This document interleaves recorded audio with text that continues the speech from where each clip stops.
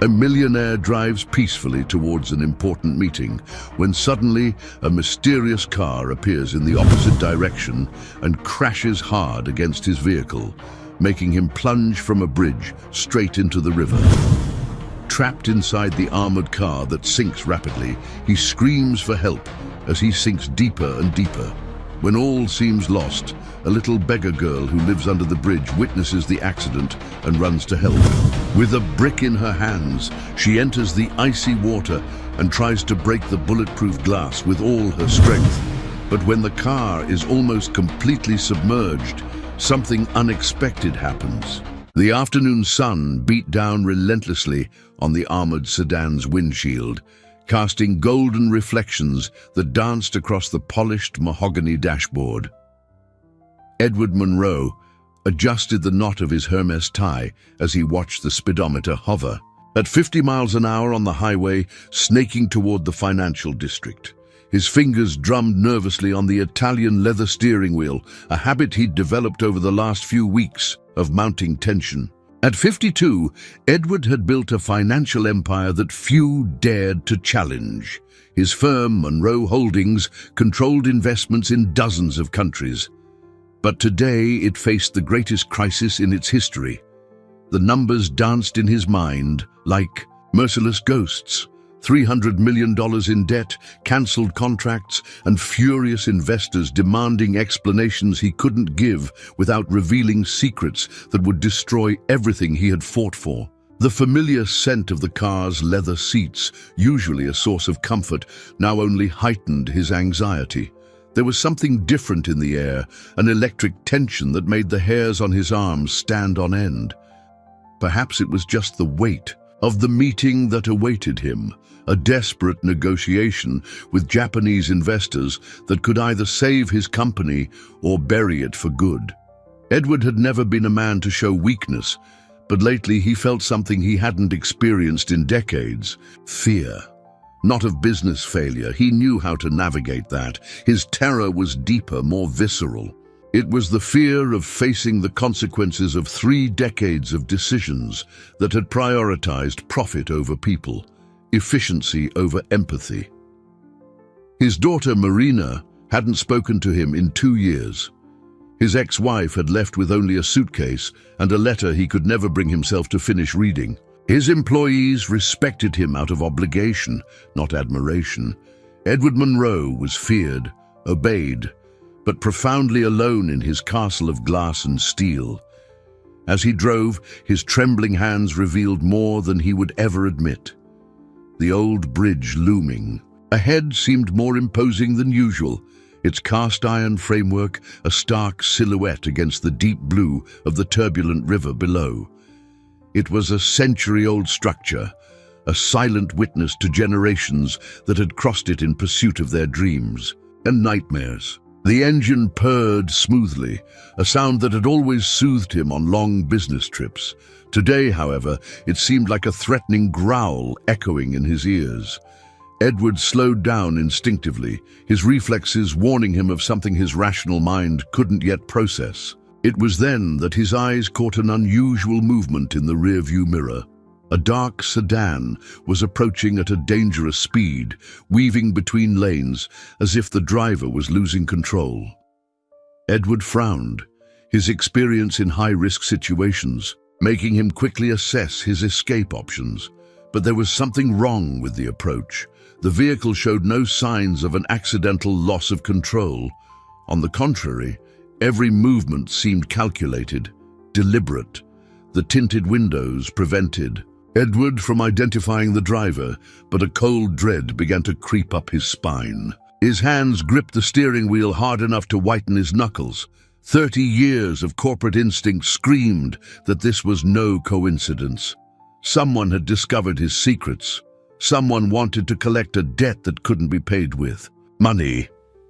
The dark car accelerated further, now clearly on a collision course. Edward slammed his foot on the accelerator, but the narrow bridge limited his options to maneuver. The churning river foamed violently dozens of feet below, as if sensing what was about to happen. In that moment of pure terror, Edward Munro understood that some deals have deadlines that can't be renegotiated, and that the price of a life, built on merciless choices, was finally being collected with interest he never imagined he could afford to pay. The impact was deafening. Twisted metal shrieked in agony as the two vehicles collided with the force of two colliding storms. Edward felt his body thrown against the seatbelt, the air forced from his lungs like an invisible fist slamming into his chest. The world spun in slow motion, fragments of glass dancing in the air, the steering wheel slipping from his sweaty hands, the horizon flipping upside down. The armored car, once his mobile fortress, had become a death trap. The weight of the armor plating, which once represented security, now conspired against him as the vehicle plunged toward the turbulent waters of the river. Edward heard the metallic rasp of his own ragged breath echoing inside the sealed cabin, mixed with the sinister groan of metal being crushed by pressure. Through the cracked windshield, he glimpsed the car that had hit him. The driver was gone, leaving only smoking wreckage on the bridge. It hadn't been an accident. Someone had sacrificed themselves to ensure Edward Munro met his fate in the depths of that river. Water began to seep through microscopic cracks, first as an almost imperceptible drip, then as a steady flow that soaked his Italian leather shoes. The steep slope of the riverbed caused the car to slide deeper, like a stone being swallowed by the liquid darkness. Edward fought the panic that threatened to paralyze him. His hands trembled as he tried to shatter the armored windows that ironically now imprisoned him. Each blow against the bulletproof glass resulted only in small, spiderweb-like cracks that mocked his desperate efforts. Blood dripped from his knuckles, staining the slowly rising water. The physical pain was nothing compared to the mounting terror gripping his mind. In all his business crises, Edward had always found a way out, always managed to negotiate, manipulate, or buy his freedom. But here, in this tomb of metal and glass, his money was worthless. The water was now at his ankles, as cold as the touch of death. Edward forced himself to think rationally, analyzing his options as he would in a boardroom meeting. The car's electrical system was still working. The dashboard lights flickered in a hypnotic rhythm, reminding him there was still power to operate the windows. But the controls were soaked, blue sparks dancing dangerously close to his hands. It was then that a shadow flashed past the side window. Edward blinked, wondering if the lack of oxygen was causing him to hallucinate. But no, there was someone out there, a small, dark figure moving with desperate urgency. Through the murky water he made out the face of a child, a girl of maybe 7, with tangled brown hair and ragged clothes that spoke of a life on the streets. Her large, dark eyes met his through the glass, and in them Edward saw a determination he never expected to find in someone so young. The girl was holding something in her small hands, a heavy brick or rock, and began to strike the window with surprising force. Each impact resonated like a bell of hope inside the sinking car. Edward tried to shout, but his voice came out as only a hoarse whisper. The water now covered his knees, and he could feel its growing weight pressing against his legs. The child didn't give up. Her strikes became more frantic, more desperate, as if she understood that every second was precious. Edward watched this small figure fighting to save a man she didn't even know, risking her own life to try to break a window that resisted all efforts. In that moment of brutal clarity, as death approached with the inexorable rise of the water, Edward Munro understood something that 3 decades of business success had never taught him. Sometimes salvation comes from the most unexpected places, from the people we least expect, from those society has forgotten but who preserve in their hearts a compassion the powerful lost long ago. The blows on the glass echoed like a tribal drum, paced by the urgency of life slipping away with time. The girl changed her position, seeking a better angle for her strikes, and Edward could see her face more clearly through the distorting water. There was something familiar in her delicate features, a sense of déjà vu he couldn't place as he fought the rising panic. The water now reached his waist, and the pressure made breathing a conscious effort. The air inside the car was growing thin, each breath demanding more strength than the last. Edward felt as if he were breathing through an ever-narrowing straw, his lungs burning with the strain. Outside, the girl had abandoned the brick and was now searching for something more effective. Edward watched her run to the riverbank, her bare feet slipping on the wet stones. She returned with a larger, sharper rock and resumed her assault on the window with renewed determination. For the first time in decades, Edward found himself completely dependent on the kindness of another person. There were no contracts to sign, favors to negotiate, or payments to offer, just an unknown child who had chosen to risk her life to save his, expecting nothing in return. The cracks in the glass began to spread more quickly under the girl's precise blows. Edward positioned himself as best he could, preparing to help at the right moment. His bloodied hands found a tool in the glove compartment, a screwdriver he kept for minor emergencies, never imagining that one day his survival would depend on it. The girl paused for a moment, breathless, and looked directly into his eyes through the glass. There was a silent communication between them, a mutual understanding that transcended words. In those dark eyes, Edward saw not only determination, but also a profound sadness that should not exist in someone so young. She gestured with her hands, indicating that he should move away from the window. Edward obeyed, pressing himself against the passenger seat as the water continued to rise, now lapping at his chest. Every movement was a struggle against the density of the surrounding liquid. The girl raised the rock above her head with a strength that seemed supernatural for her size. The blow she delivered was precise, hitting the exact point where the cracks converged. The glass exploded inward in a cascade of fragments, and the river water flooded the car with devastating force. Edward was sucked into the violent current, his lungs filling with icy water before he could take a proper breath. His hands desperately sought something solid to grab onto, but the current was relentless. Through the murky water, he glimpsed the girl bravely leaping into the river, her small hands extended toward him. What happened next felt like a miracle. The child, who had seemed so fragile on land, proved to be a surprisingly skilled swimmer. Her tiny hands found Edward's arm and guided him toward the bank with a strength that defied her delicate appearance. Edward coughed violently, expelling river water mixed with the metallic taste of blood. Each breath was a victory against the death that had come so close. His eyes burned, his throat raw, but he was alive. Alive thanks to a child who should have had neither the strength nor the courage for such a feat.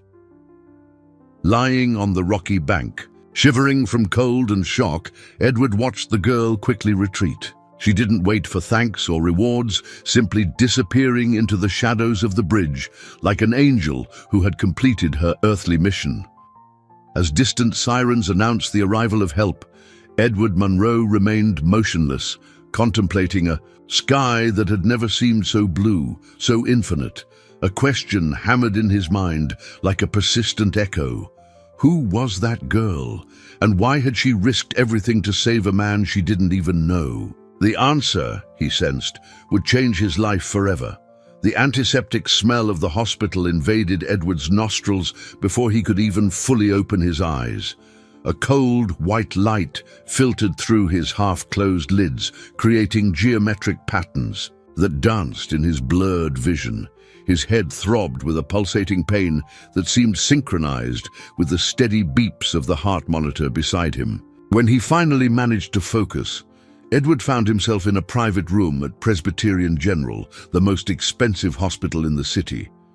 Beside his bed, a middle-aged woman in a white coat was writing on a clipboard. Her expression was professional, but Edward caught a flicker of curiosity in her eyes when she noticed he was awake. Mr. Monroe, my name is Dr. Carter. You've been in a serious accident, she said, her voice carrying that careful tone doctors use when they have bad news to deliver. You've been in the hospital for 2 days. You're very lucky to be alive. Edward tried to sit up, but a wave of dizziness forced him back down. His hands instinctively explored his own body, finding bandages in several places and a dull ache radiating from his chest to his arms. Fragments of memory began to reassemble. In his mind, like pieces of a complex puzzle. The girl, he murmured, his voice hoarse and raspy. There was a girl. She saved me. The doctor frowned, consulting her notes again. According to the paramedics who brought you in, you were found alone on the riverbank. There was no mention of a child at the scene. Edward closed his eyes, tightly trying to reconstruct the events. The image of the girl remained vivid in his memory, her determined eyes, her small hands shattering the glass, her inexplicable courage. It couldn't have been a hallucination. It was too real, too visceral. I need to find her, Edward said, trying to get up again. She risked her life for me. I need to thank her. I need to... Mr. Monroe, you sustained a head injury. It's normal to experience confusion, even hallucinations, after an accident of this magnitude, the doctor explained with professional patience. The important thing now is to focus on your recovery. The door to the room opened, and a man in a dark suit hurried in. Edward recognized Robert Sullivan, his personal lawyer for over 15 years. Robert's usually composed face showed a concern he rarely displayed, even in the most severe business crises. Edward, thank God you're okay, Robert said, approaching. The bed. The press is in a frenzy. The stock for Monroe Holdings has plummeted 40% since the news of the accident. We need an official statement, something to calm the investors. Edward looked at his lawyer with a strange sense of detachment. The words about stocks and investors, which would normally have sent him into a panic, seemed to come from a distant, almost irrelevant world. The only thing that mattered was the image of that girl disappearing into the shadows of the bridge. Robert, I need you to do something for me, Edward said, completely ignoring the financial issues. I want you to hire private investigators. I need to find a girl about 7 years old who was living near the old Hawthorne Bridge. She has brown hair, was wearing old torn clothes. Robert exchanged a worried glance with the doctor. Edward, maybe we should focus on stabilizing the company first. The meeting with the Japanese was cancelled, and they're considering pulling their investment entirely. You're not listening to me, Edward snapped, surprising himself with the intensity of his reaction. A child saved my life, and I'm going to find her with or without your help. The ensuing silence was heavy with tension. Edward realized that something fundamental had shifted within him. For the first time in decades, financial matters were not his priority. The image of that brave little girl had planted a seed of transformation that he didn't yet fully understand. The doctor broke the uncomfortable silence. Mr. Monroe, I recommend you rest for a few more days. The trauma can cause temporary changes in personality and priorities. In time, everything will return to normal. But Edward knew that nothing would ever be normal again.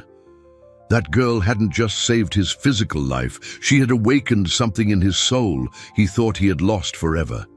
And he would not rest until he found her and discovered why an angel had chosen to save a man so many considered lost. 3 days after leaving the hospital against medical advice, Edward was driving a simple rental car through the streets leading to the old bridge.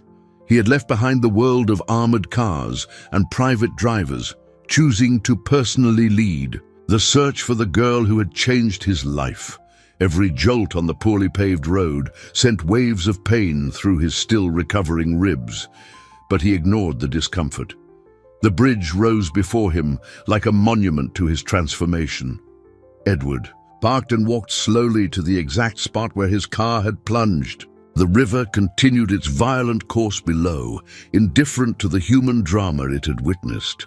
Metal debris still glinted beneath the water, grim reminders of how close he had come to death. Edward studied the surroundings with new eyes. As a businessman, he had always seen this area as underdeveloped land with real estate potential. Now he searched for signs of human life, traces of someone who might call this place home. Under the bridge, he discovered a small hollow formed by the river's erosion, shielded from the elements by concrete structures. This was where she lived. Edward found unmistakable evidence.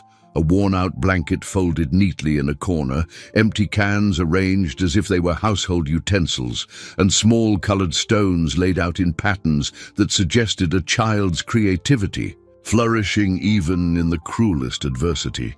A wave of guilt hit him with devastating force. How many times had he driven over this bridge in his luxury cars, completely oblivious to the fact that a child was living literally beneath his feet? How many opportunities to help had he squandered, too absorbed in his own problems to notice the suffering around him? Edward knelt in the small space the girl called home, gently touching the blanket that still held a sweet, childish scent. It was then that a sudden memory struck him like a bolt of lightning. He had been here before, not physically, but his actions had touched this place in a way he had never imagined. He now remembered several occasions when, driving over the bridge, he had tossed leftover food from his business lunches out the window. It had never been a conscious act of charity. He simply didn't want food spoiling in his car. But for a hungry child living under the bridge, those casual scraps must have meant the difference between eating and starving. The irony was overwhelming. His small, thoughtless acts of disposal had inadvertently kept alive the very child who would later save his life. It was as if the universe had woven an invisible web of cause and effect that was only now revealing its full complexity. Edward heard footsteps approaching and turned to find an elderly man walking toward him. He had the look of someone who intimately knew the streets and their invisible inhabitants. His grey hair and simple clothes contrasted with the dignity radiating from his kind eyes. "You're looking for little Anna," the man said, not as a question but as a statement filled with knowing. "She told me about you, said she saved an important man who was always kind to her." "Anna," Edward repeated, savoring the name as if it were the first word he had ever learned to speak. Finally, his savior had a name, an identity that made her even more real. "Where is she? I need to find her." The old man studied Edward intently, as if he could read his soul. "She was taken," he said simply. "Men came yesterday morning, said they were distant relatives. But Anna has no living family. Everyone on the streets knows that." Edward's blood ran cold. "Taken by whom? To where?" "Men in suits, expensive cars. The kind of people who don't come around here unless they want something specific," the old man explained, his voice heavy with concern. Anna tried to resist, yelled that she wanted to wait for the kind man from the bridge. But they took her anyway. Edward felt the world spin. His savior was in danger, and he knew instinctively that her situation was connected to his own past. Someone had discovered that Anna had helped him and was now using her as a pawn, in a game far more dangerous than any business negotiation he had ever faced. The guilt that already consumed him transformed into something more powerful, a fierce determination to protect the one person who had shown him genuine kindness, regardless of the price.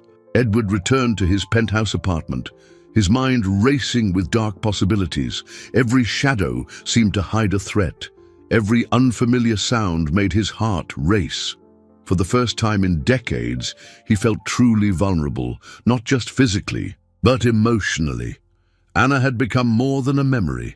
She was now the embodiment of his awakened conscience. Sitting at his mahogany desk, Edward opened the files Robert had reluctantly brought him. Piles of corporate documents lay before him like evidence of a life that now seemed to belong to someone else. Every signed contract, every decision made in the name of profit, every employee laid off to cut costs. It all carried a different weight under the light of his new perspective. It was while leafing through old contracts that the name leaped off the page like a venomous snake. Marcus Vance. Edward stopped breathing for a moment, memories flooding his mind like water breaking. Through a dam, Marcus had been his partner in the early years of the company, a brilliant and ambitious man who shared his vision of building a financial empire. The partnership had ended in a brutal war. Edward had discovered that Marcus was siphoning client funds for risky personal investments. When confronted, Marcus had argued he was just maximizing opportunities, but Edward had seen through the rhetoric. It was deliberate fraud, data manipulation, and outright lies to investors. Edward had publicly ousted him from the firm, ensuring Marcus would never work in the financial sector again. It had been a total and devastating humiliation. At the time, Edward had felt justified. He was protecting the integrity of the firm and the interests of their clients.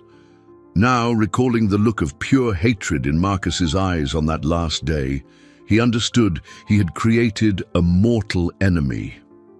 The phone rang, shattering his dark thoughts. Edward hesitated before answering, a cold premonition running down his spine. The voice he heard was familiar, but twisted by years of bitterness and a thirst for revenge. "Hello, Edward. Bet you never thought you'd hear my voice again, did you?" Marcus's voice was controlled, but Edward caught the venomous satisfaction behind the polite words. "Marcus," Edward said, forcing his own voice to remain steady. "I figured you were behind the accident." "Accident?" Marcus laughed, a sound that made Edward's skin crawl. "My dear former partner, that was a very well-planned investment. Years of preparation, risk analysis, perfect execution. You always did admire my strategic planning." Edward clenched his fists, fighting to control the rage that threatened to erupt. "What do you want, Marcus? If it's money..." "Money?" Marcus interrupted with disdain. "Edward, you still don't get it. This was never about money. It's about justice. It's about you finally paying for destroying my life, my reputation, my future." "You destroyed your own life with your choices," Edward retorted. "I just protected our company from your unethical practices." "Unethical?" Marcus's voice rose a notch, revealing the fury simmering beneath the surface. "And what would you call laying off 300 employees 2 weeks before Christmas to boost quarterly profits? Or forcing families out of their homes with subprime loans you knew they could never repay?" Edward felt the words like knife thrusts. Every accusation was true, every decision justified with cold corporate logic. But now, seeing through Anna's eyes, he understood the real human cost of his choices. "Where is the girl, Marcus?" Edward forced himself to focus on what truly mattered. "Ah, your little savior." Such a touching irony. A street urchin saving the devil of Wall Street. She's safe for now. Her life depends entirely on your next decisions. "What do you want from me?" "I want you to feel what I felt when you cast me out. I want you to lose everything. Your company, your fortune, your reputation. And then, when you're on the streets like your little friend used to be, maybe you'll understand that justice is more than a word in a business contract." The line went dead, leaving Edward alone with the echo of Marcus's threats. He looked out, the window of his luxury apartment, at the city stretching endlessly below. Somewhere out there, Anna was in danger because of him. The girl who had risked everything to save him now needed him to do the same for her. Edward realized he faced the most important decision of his life: hold on to his empire and condemn Anna, or sacrifice everything he had built to save the one person who truly deserved his protection. Dawn found Edward pacing the empty corridors of his office, his footsteps echoing like the beats of a dying heart. The city lights twinkled through the 40th floor windows, each pinprick of light representing lives carrying on while his world quietly crumbled. He had spent the entire night reviewing contracts, searching for some way to protect Anna without completely destroying everything he had built. Marcus's plan was diabolical in its simplicity. Edward was to gradually transfer all his assets to offshore accounts controlled by shell companies, effectively handing his fortune to the man who had sworn to destroy him. Each transfer would be accompanied by public statements of incompetence and mismanagement, systematically demolishing his reputation in the financial market. Edward knew that giving in to Marcus's demands was no guarantee of Anna's safety. Men consumed by vengeance rarely honored their promises, especially when their thirst for retribution was fueled by decades of resentment. But to refuse meant condemning an innocent child to pay for his corporate sins. That was when Robert arrived, unexpectedly, carrying a briefcase that seemed to weigh more than its physical contents suggested. His face wore a gravity Edward had rarely seen, even in the most severe crises. There was something different in his eyes, a mixture of guilt and determination that made Edward sense that even darker revelations were to come. "Edward, we need to talk," Robert said, his voice trembling slightly. "There are things you need to know about the accident, about Marcus, about me." Edward stopped pacing, a cold sensation spreading through his chest. "What do you mean?" Robert opened the briefcase with trembling hands, revealing documents Edward recognized as old company contracts. But there were handwritten notes in the margins, observations that weren't in the archived originals. "Marcus approached me 6 months ago. He offered me a substantial sum for information about your routines, your usual routes, your vulnerabilities." The world seemed to tilt beneath Edward's feet. You helped him plan the attack?" "I thought it was just corporate espionage," Robert exclaimed, tears welling in his eyes. "He said he just wanted information for a lawsuit, evidence to prove you'd used questionable methods to oust him from the company. I never imagined he was planning something physical." Edward sank heavily into his executive chair. Robert's betrayal, cutting deeper than any physical wound from the accident. 15 years of trust, of professional partnership, of genuine friendship, all of it had been tainted by greed and naivety. "There's more," Robert continued, his voice barely a whisper. "Marcus isn't working alone. Your daughter, Marina, she's helping him." The words hit Edward like a fist to the gut. Marina, his only daughter, the girl he had raised between business meetings and corporate trips, was now part of the conspiracy to destroy him. The irony was devastating. He had lost the emotional connection with his own child by being obsessed with success, and now she was turning against him in alliance with his greatest enemy. "Why?" was all Edward could manage to ask. "She said you were never really a father to her, that you always prioritized the company over the family. Marcus convinced her that destroying you would be a form of poetic justice. You would finally understand what it's like to lose something important." Edward closed his eyes, painful memories flooding his mind. School plays missed for last-minute meetings, birthdays celebrated with expensive gifts but without his presence, a daughter growing up under the care of nannies and housekeepers while he built his financial empire. He had been a stranger in Marina's life, a distant provider who confused money with love. Robert placed one last document on the desk. "Marina was the one who provided the information about your route that afternoon. She knew about the meeting with the Japanese, knew the exact time you'd be crossing the bridge. The final revelation was like a mercy blow. His own daughter had actively participated in the plan that had nearly killed him, the accident that had led him to Anna, that had awakened his conscience and transformed his perspective on life had been orchestrated by the two people he had once trusted most. Edward opened his eyes and looked out the window, where the sun was beginning to rise over the city. A crystal clarity settled over his mind. He had spent decades building walls around his heart, prioritizing profits over people, success over relationships. Now, facing the loss of everything he had deemed important, he finally understood what truly had value.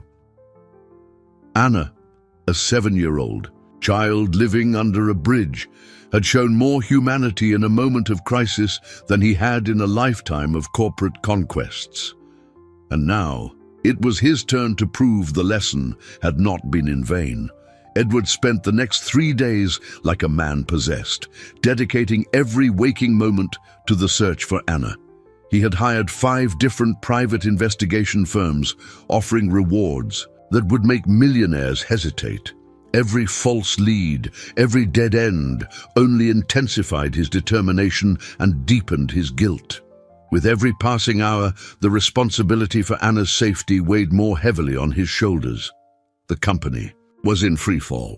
The stock of Monroe Holdings had lost 60% of its value since the accident, and major investors were beginning to pull their funds like rats abandoning a sinking ship.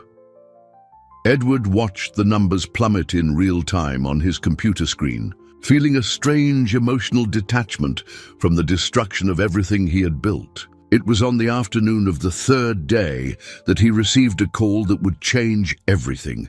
The voice was female, hesitant, filled with a guilt that Edward recognized immediately because it mirrored his own. "Dad?"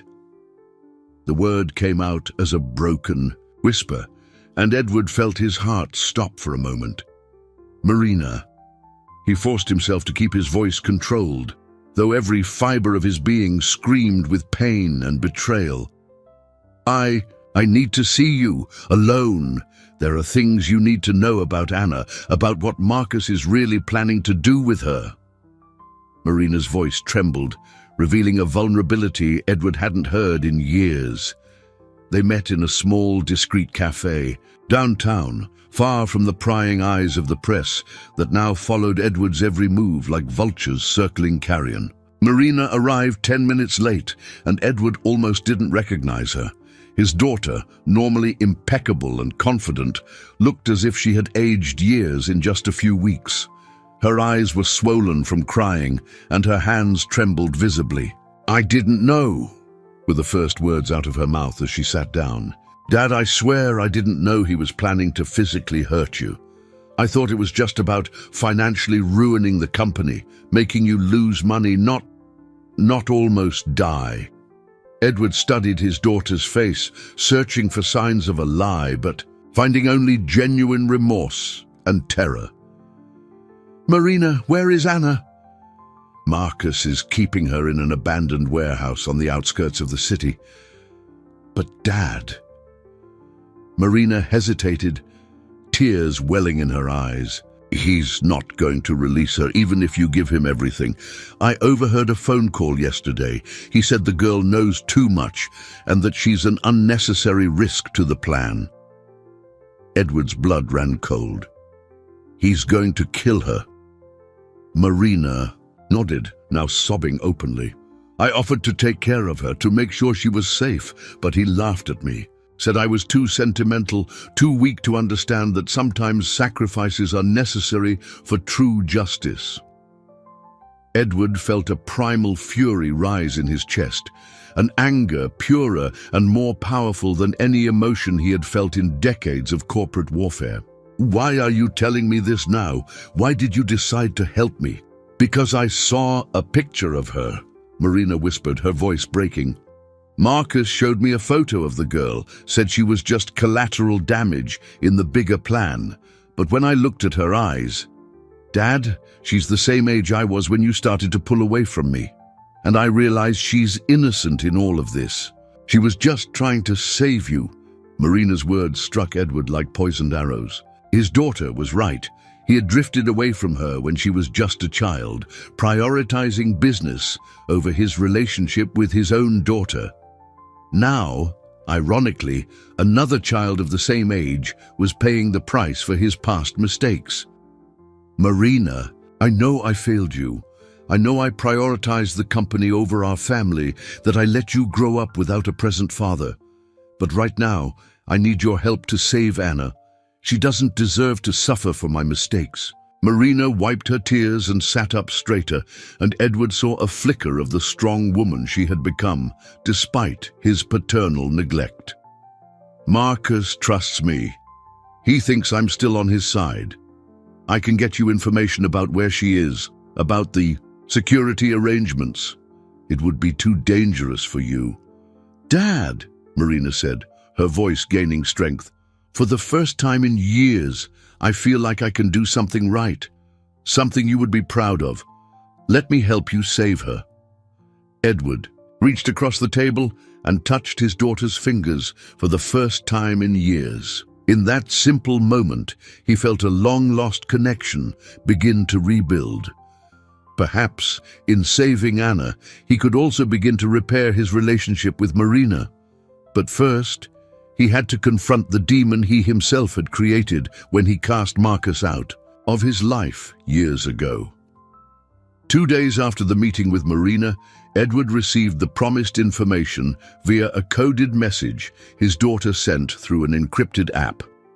The warehouse was 25 miles outside the city, in an abandoned industrial zone that Edward recognized with a shiver. It had been the property of Monroe Holdings until 3 years ago, when he had sold it to cut operational costs, simultaneously laying off 80 employees who worked in the area.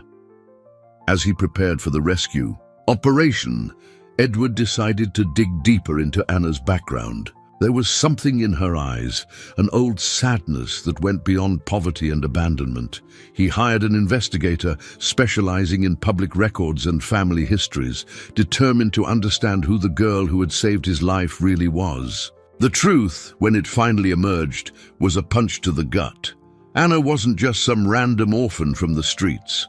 Her full name was Anna Fisher, daughter of Charles Fisher, a former Monroe Holdings employee who had worked in the personal credit division for nearly 15 years. Edward vaguely remembered Charles, a dedicated family man who always arrived early and left late. He had been one of the most efficient employees in the department, known for his unwavering honesty and his refusal to approve loans that could harm the applying families. That integrity, ironically, had been his downfall. The records revealed a story that made Edward feel as if he were looking into a distorted mirror of his own soul.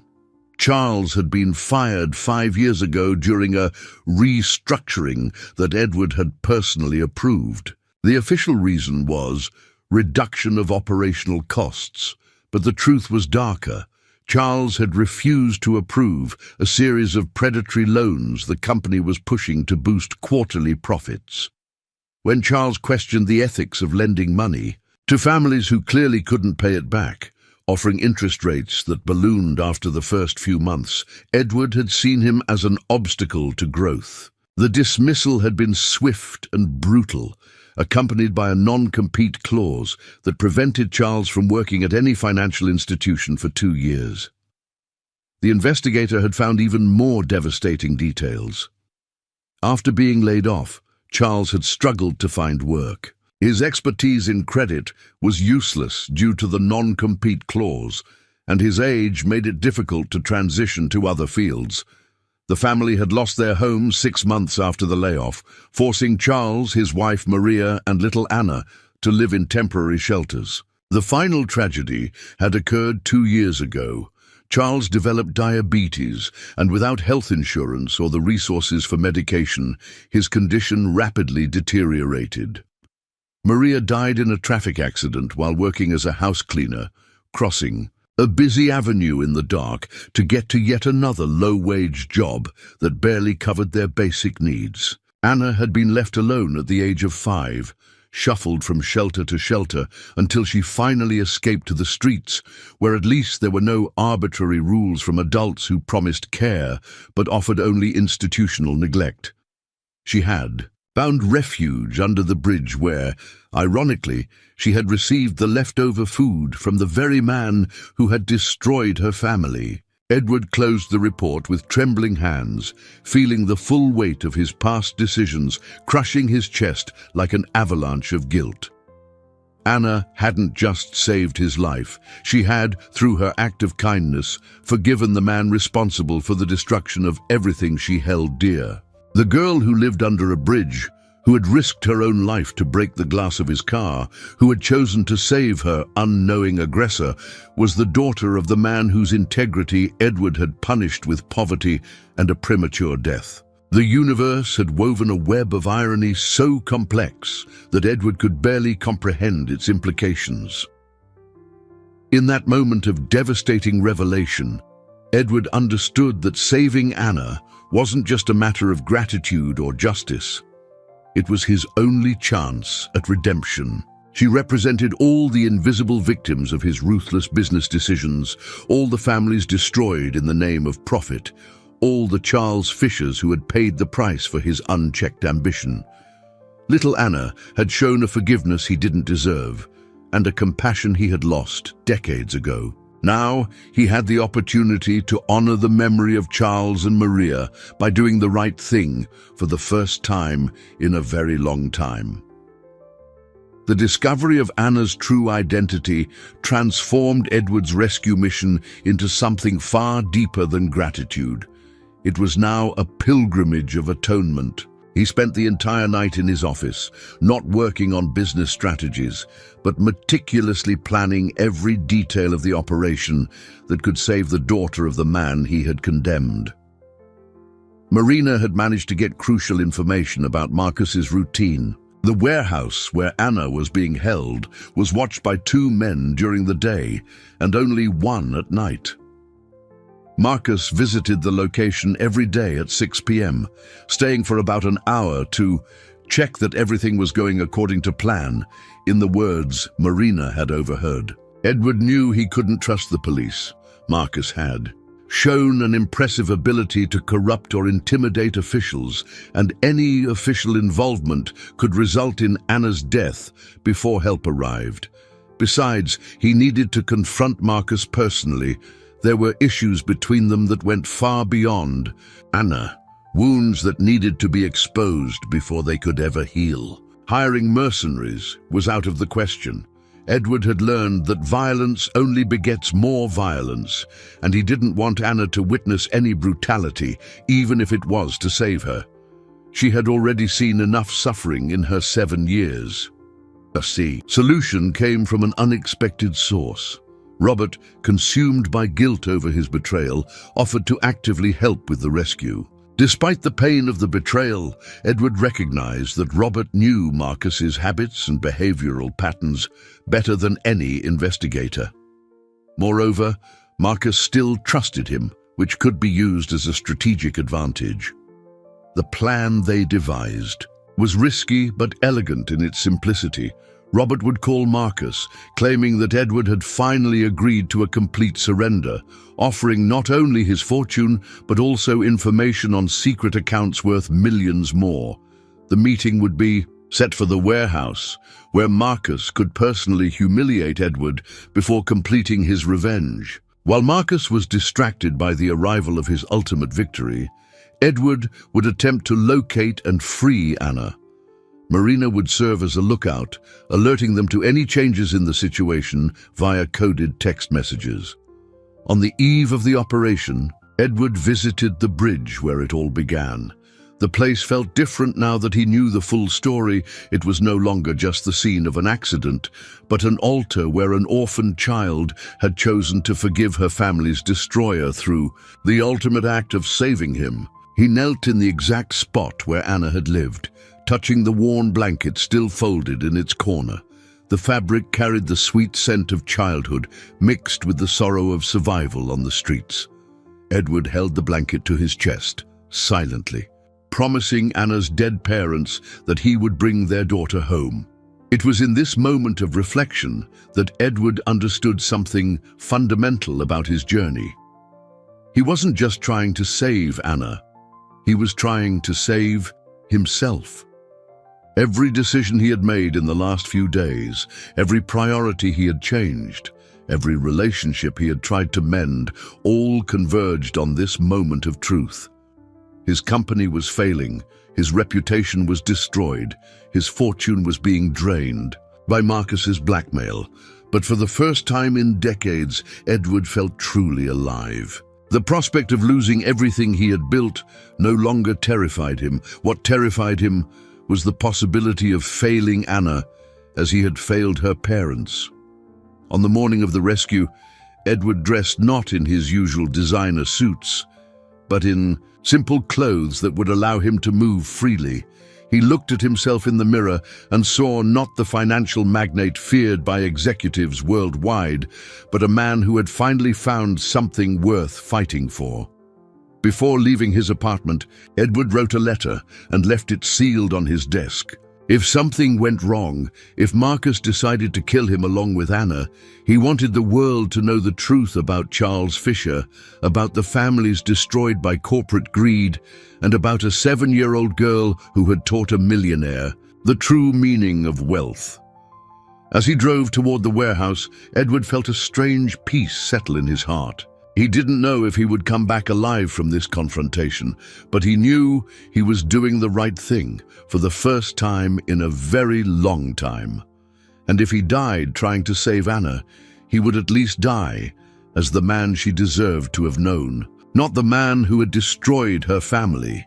The abandoned warehouse stood against the gray sky like a monument to industrial decay.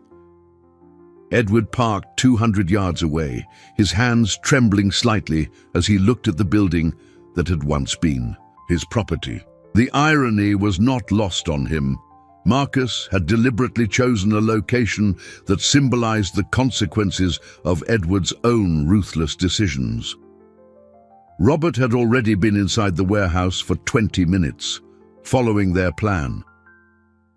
Edward waited for the prearranged signal, a simple text message, "The Eagle has landed," before approaching. When the message arrived, he took a deep breath and walked toward his destiny, each step echoing like a drumbeat, heralding the final confrontation of his life. The warehouse doors were slightly ajar, allowing voices to echo in the vast, empty space. Edward immediately recognized Marcus's arrogant tone, mixed with something that sounded like sadistic satisfaction. He peeked through a crack and saw his former partner circling Robert, who sat in a chair in the center of the empty space. "So, Edward finally understands that he's lost," Marcus was saying, his voice dripping with venomous triumph. 15 years I've waited for this moment, Robert. 15 years planning every detail of his downfall. Edward scanned the area with his eyes, searching for Anna. He saw her then, sitting in a far corner of the warehouse, her small hands tied with ropes that looked too thick for her delicate wrists. Even from a distance, he could see she was frightened, but not crying. There was a dignity in her posture that broke Edward's heart into 1,000 pieces. Their eyes met across the dim space, and Edward saw a flash of recognition on Anna's face. She didn't scream or make any sudden movements that might alert her captors. Instead, she just tilted her head slightly, as if to say she understood he had come to save her. Edward began to move silently along the side of the warehouse, using concrete pillars for cover. Every step was calculated, every breath controlled. He had learned patience in decades of complex negotiations, and now he applied those skills to the most important mission of his life. "Where is Edward?" Marcus demanded, his impatience growing. "You said he'd be here at 7 sharp." "He'll be here," Robert replied, his voice firm despite the fear visible in his eyes. "Edward always keeps his promises, even when it's to his own detriment." Edward continued his cautious approach, getting closer and closer to Anna. The girl watched him with those large, dark eyes that had been etched into his memory since the accident. There was something in that gaze that transcended fear. It was as if she had an intuitive understanding that this moment was bigger than both of them, that it represented a chance to heal very old wounds. When Edward was 10 feet from Anna, Marcus suddenly turned toward him. "Ah, the great Edward Munro finally deigns to show up," he said, his voice dripping with sarcasm. "I was expecting a more dramatic entrance, but I suppose skulking in the shadows is also appropriate for someone in your position." Edward straightened up slowly, keeping his hands visible to show he wasn't armed. "Marcus, I came as promised." "Yes, you did, but not as promised. You promised to come humbly, begging for mercy. Instead, you show up here trying to be a hero." Marcus laughed, a sound that echoed sinisterly in the empty warehouse. "Do you really think you can save your little friend and walk out of here like this is some kind of movie?" Edward took another step toward Anna, ignoring Marcus's question. "Anna, are you okay?" The girl nodded, and in that simple gesture, Edward saw a strength that deeply humbled him.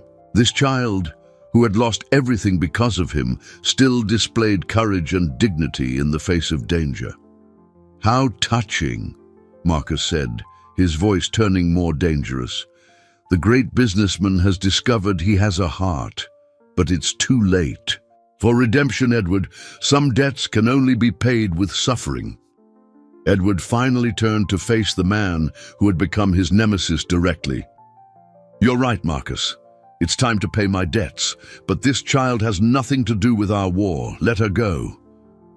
"Oh, but she has everything to do with it," Marcus retorted, his eyes glinting with malice. "She represents your awakened conscience, your pathetic attempt at redemption. To destroy her is to destroy any hope you have of becoming a better person." In that moment, Edward understood that Marcus wasn't just interested in financial revenge. He wanted to destroy Edward's soul, to ensure that any possibility of redemption was crushed forever. The silence that followed Marcus's words was charged with an electric tension that made the air vibrate. Edward could hear his own breathing echoing in the empty warehouse, mixed with the distant sound of city traffic carrying on its normal routine, oblivious to the drama unfolding in that crucial moment. "You want to destroy my soul, Marcus?" Edward stepped forward, his voice gaining a strength he hadn't felt in years. "Then you need to know that you've already partially succeeded. I found out who Anna really is." Marcus frowned, clearly not expecting this revelation. "What are you talking about?" "Anna Fisher, daughter of Charles Fisher, the man I fired for refusing to approve predatory loans, the man who died from diabetes because he couldn't afford his medication, the girl whose parents I destroyed with. My greed." Edward felt tears welling in his eyes for the first time in decades. "She saved the life of the man who killed her family."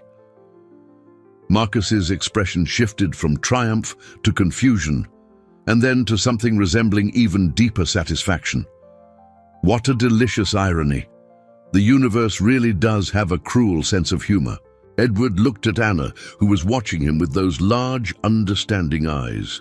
Even tied up and frightened, she seemed to understand every word being said. "Anna, did you know who I was when you saved me?" The girl hesitated for a moment, then shook her head. Her voice came out as a whisper, but it echoed through the warehouse like thunder. "I just saw a man who needed help." Anna's words struck Edward with the force of a divine revelation.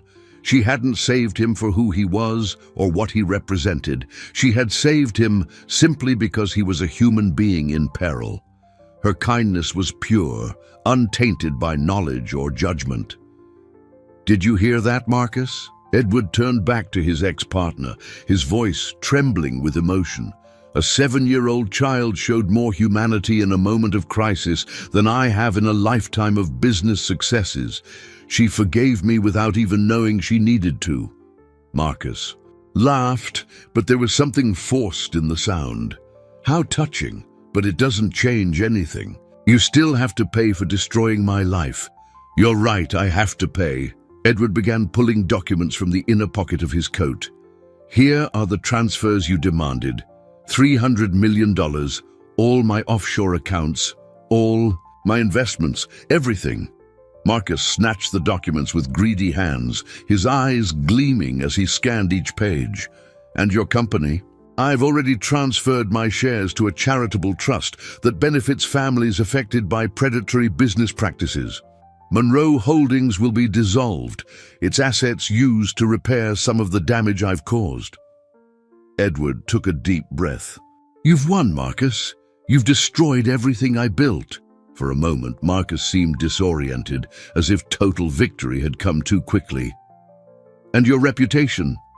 I've already prepared a public statement admitting to all my mistakes, all the families I harmed, all the Charles Fishers I destroyed in the name of profit.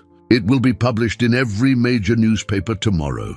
Edward looked directly into Marcus's eyes. "Now release Anna." Marcus studied the documents one more time, then glanced at Anna as if sizing up a chess piece. "No, she's still a risk. She knows too much about this operation. She's a 7-year-old child," Edward exploded. "What could she possibly know that poses a risk to you?" "She represents hope," Marcus said coldly. "As long as she exists, you'll hold on to the illusion that you can be redeemed. I need to destroy that hope for your punishment to be complete." It was at that moment that Anna did something extraordinary. With movements that revealed surprising agility, she managed to partially free herself from the ropes. Instead of trying to run, she walked slowly over to Edward and held out her small hand to him. "Mr. Monroe," she said, her voice clear and brave, "my dad always said that good people make mistakes, but bad people refuse to admit them. You admitted your mistakes. That makes you a good person." Edward knelt and took Anna's hand, feeling a connection that transcended any relationship he had ever experienced. In that moment, faced with absolute innocence and unconditional forgiveness, Edward Monroe died. And in his place was born a man who finally understood the true meaning of wealth. Marcus watched the scene with an expression that shifted between fury and confusion, as if he couldn't comprehend how his perfect revenge was turning into something he hadn't planned. The moment of truth had arrived, and none of the three knew exactly how it would end. The tender moment between Edward and Anna was shattered by the sound of approaching sirens. Marina had played her part, discreetly alerting the authorities when she realized the situation was escalating beyond what was planned. Marcus glanced nervously toward the warehouse doors, his confidence beginning to crumble as he faced the reality that his perfect revenge was falling apart. "You betrayed me!" Marcus yelled at Robert, who had remained silent throughout the confrontation. "You called the cops!" Robert slowly stood up from the chair, removing a small digital recorder from his pocket. "Actually, Marcus, I recorded everything. Your confession about the accident, the kidnapping, your plans to kill Anna. 15 years of friendship mean nothing when you threaten an innocent child." Marcus's expression twisted into pure panic. He had been so focused on his revenge against Edward that he hadn't realized he was creating evidence of his own crimes. The sirens were getting closer, his escape options shrinking by the second. Edward stood up, still holding Anna's hand, and faced Marcus one last time. "It's over, Marcus. You got your revenge. You destroyed my company, my fortune, my reputation. But you didn't destroy my soul, because Anna showed me there was still good inside me." "This can't be happening," Marcus muttered, more to himself than to anyone else. "I spent 15 years planning this, 15 years. And I spent 15 years becoming the kind of man who deserved your revenge," Edward replied calmly. "But today, thanks to Anna, I found out I can choose to be different." The warehouse doors burst open, and police officers swarmed in, taking tactical positions.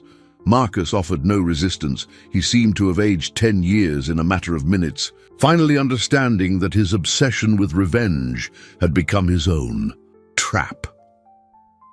As Marcus was being handcuffed and read his rights, Marina ran into the warehouse and hugged Edward with a force he hadn't felt in years. "Dad, I thought I'd lost you," she said, tears streaming down her face. "You didn't lose me, sweetie. In fact, you helped me find myself." Edward hugged Marina with one arm, keeping Anna safe with the other. "We all helped each other find something we thought was lost forever." Robert approached hesitantly, still carrying the weight of guilt from his initial betrayal. "Edward, I know I can't undo what I did, but I want you to know." "Robert," Edward interrupted him gently, "we all make mistakes. What matters is what we do to fix them. Today you saved a life. That's worth more than any mistake from the past." In the days that followed, Edward discovered that rebuilding a life was much harder than building a fortune. Without money, without a company, without the structure that had defined his identity for decades, he had to learn who Edward Monroe was when stripped of everything he had considered important. Anna was officially placed in his care. Through an adoption process he began immediately. The bureaucracy was simplified when it was discovered that Anna had no other living relatives and that Edward was prepared to provide everything a child needed: love, stability, and for the first time in her life, genuine presence. They moved into a modest house in the suburbs, far from the luxury of the penthouse Edward had lost along with his fortune. The house had 3 bedrooms, a small yard where Anna could play, and a feeling of home that Edward had never experienced in his lavish properties. Edward found a job at a non-profit organization that helped families affected by predatory business practices. Ironically, the exact kind of organization he used to see as an obstacle to business.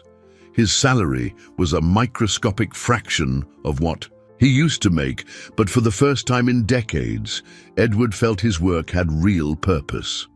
Marina visited regularly, and slowly they rebuilt the relationship that had been neglected for years.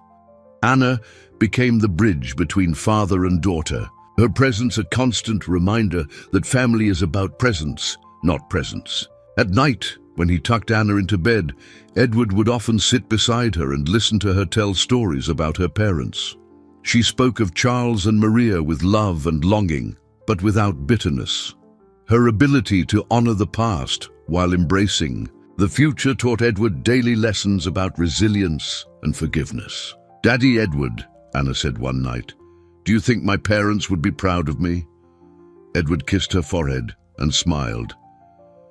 "Anna, I'm sure your parents are very proud, and I am too."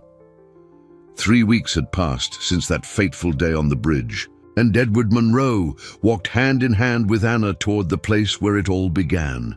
The river flowed with the same force as always, but the man approaching its banks was completely different from the one who had plunged into its cold waters, in search of a salvation he didn't know he needed. Anna held a small bouquet of wildflowers they had picked together from the garden of their new home. They were simple flowers, daisies, violets, and a few sprigs of rosemary. But to Edward, they represented more genuine beauty than all the expensive arrangements he used to order to impress clients. "Daddy Edward," Anna said, using the title she had spontaneously started using the week before, "do you think they can hear us from here?" Edward smiled, his heart warming every time he heard those 2 magical words. "I'm sure they can, sweetie. I'm sure they can." They stopped at the exact spot where the car had plunged. The city had installed a more robust safety barrier after the accident, but Edward had requested that a small memorial be created at the site. A simple bronze plaque was affixed to the bridge's structure, with an inscription he had written himself. "In memory of Charles and Maria Fisher, and all families whose lives were affected by business without compassion, may their stories remind us that behind every business decision are real human lives." Anna knelt by the plaque and gently placed the flowers on the small ledge that had been built for this purpose. Her small hands smoothed the petals with a touching care, as if each flower were a kiss sent to heaven. "Mommy, Daddy," she whispered, "I met someone very special. He made mistakes, but he learned how to fix them. You would have taught him how to be a good person if you were here. But don't worry, I'll teach him." Edward felt tears welling in his eyes. Anna's simple wisdom continued to astonish him daily. She had turned his greatest guilt into his greatest blessing, his deepest shame into his greatest source of pride. In recent days, Edward had received dozens of letters from families who had been affected by his business decisions over the years. Some expressed an anger he expected and deserved. Others, surprisingly, offered forgiveness and support for his journey of redemption. Each letter was a reminder that his actions had real consequences in the lives of real people. Marina came up behind them, carrying a small pot with a dogwood seedling. "I thought we could plant this here," she said, "something that will grow and blossom as a symbol of new beginnings." Together, the three of them dug a small hole in the earth near the memorial. Anna insisted on helping, her hands getting dirty as she carefully positioned the seedling in its new home. Edward watched his daughters, for he now thought of them both as his daughters, working side by side, and understood that he had found a wealth no bank could ever hold.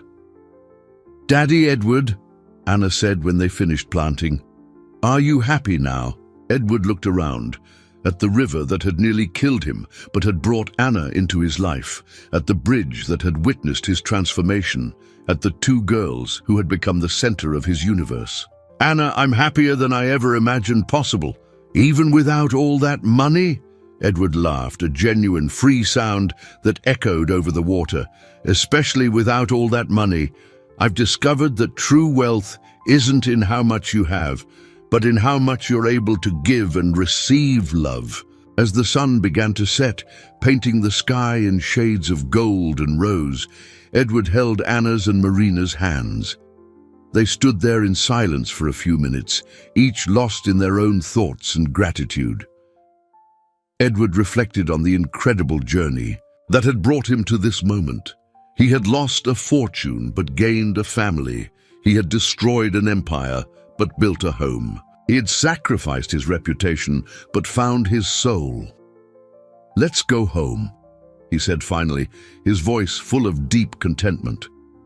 As they walked back to the car, a simple sedan Edward had bought used, but one that took him exactly where he needed to. "Go," Anna squeezed his hand tighter. "Daddy Edward, thank you for letting me teach you how to be a good person." Edward stopped and knelt to Anna's eye level. "Anna, my little teacher, thank you for saving me not just from that river, but from an empty life. You taught me that sometimes we have to lose everything we think defines us to discover who we really are." Anna smiled, that luminous smile that had become the brightest light in Edward's life. "And who are you, Daddy Edward?" "I'm a man who learned that true wealth lies in recognizing our shared humanity and using our resources, whether they're large or small, to lift up those whom society has forgotten. I'm the father of two extraordinary girls. I'm someone who finally understands that the most important bridge we can ever build is the one that connects us to each other with compassion and love." As they drove home, Edward glanced in the rearview mirror one last time at the bridge that had changed his life forever. It was no longer a symbol of progress or physical connection. It was an altar of transformation, a sacred place where one man had died and another had been born. The bridge would stand for many more decades, witnessing other lives, other stories, other transformations. But for Edward, Anna, and Marina, it would always be the place where they discovered that the most important bridges are the ones built between hearts, not between riverbanks.